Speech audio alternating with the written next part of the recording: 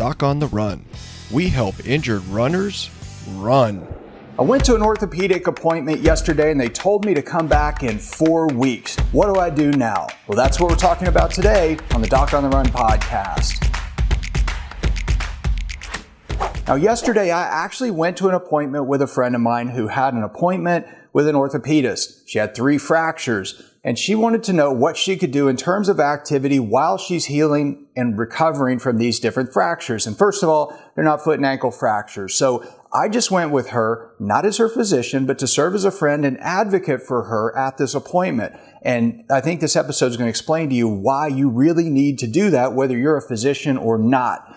Now, so what happened is that we went in, the first question they said was, how much pain do you have today? And I knew for a fact, because I had asked her on the way to the appointment, how much pain did you have in the morning? How much did you have during the day? How much pain do you have in the evening? How much pain do you have when you're sleeping? All those kind of things.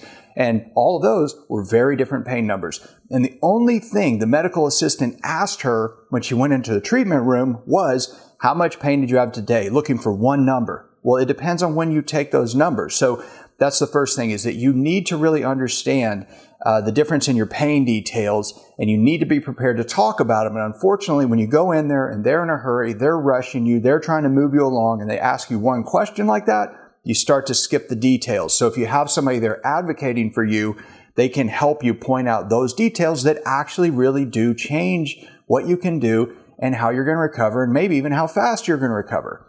So the second thing is that when you're there in that appointment, you need to basically have your advocate and you both discuss the questions that you want to have before you get there, because you will forget things, because they start asking you questions and they're not trying to distract you. They're not trying to get out of answering your questions, but the way that they ask questions, since you're not a doctor, may really distract you. And if you have an advocate there with you who is also thinking about those questions, they can help keep that discussion on track and better focused for you.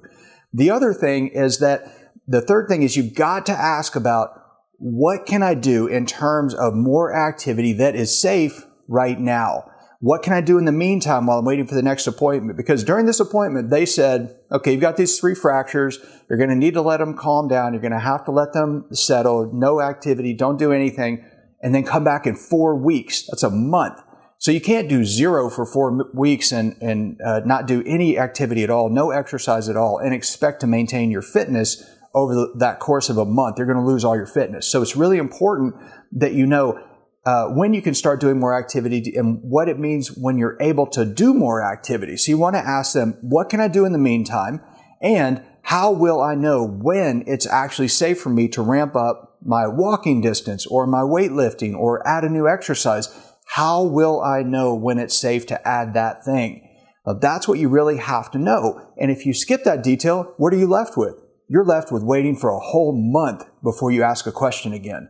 So make sure you take an advocate. Make sure that you really focus on your pain numbers and the variations in your pain numbers during the day, and really pin them down on how you can tell when it's safe for you to do the next activity. Now, if you want to know how I walk athletes through that process when they have running injuries specific for the foot and ankle that may also help you, you can get that in the Fast Track Challenge. It's a 3-day challenge where I walk you through the process day by day, what you do every day in order to be able to do it, to make those decisions, to start more activity, to safely ramp up activity. Now, you can get it if you go to docontherun.com/fasttrack. So go check it out, sign up, and I'll see you in the training. Doc on the Run. We help injured runners run.